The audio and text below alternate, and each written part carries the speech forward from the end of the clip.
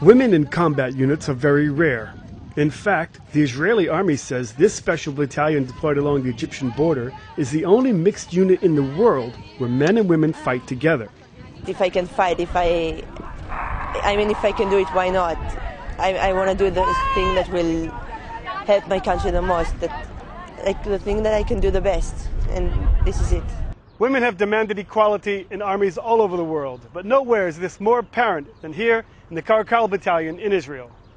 Heavily armed, the Karkal battalion has earned a reputation of sealing the desert border from infiltrations by terrorists and smugglers. And sometimes it's been bloody.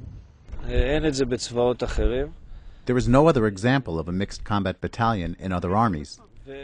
They've proven themselves. We've had a lot of operational actions where the female combatants have been engaged in firefights and have killed and captured infiltrators. Female soldiers like Sergeant Adi say they aren't given any slack and share tasks equally with the men. We're doing exactly the same. It's not like they're giving the hardest one to the guy. We get the easier ones. We're doing exactly the same. We're doing it together. Like, there's no difference between us. Israel has the draft, and all youth, men and women, are required to serve.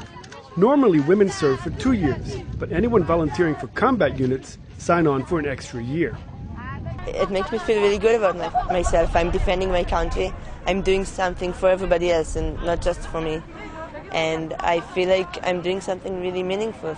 Battalion Commander Lieutenant Colonel Harpaz says the Army doesn't give him any special treatment just because half of his soldiers are women. When he was first offered the post, he was hesitant, but now he's the battalion's biggest supporter.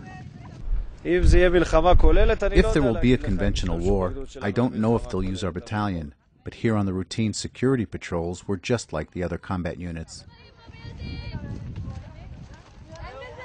The commander says occasionally men complain to him they can't serve with women.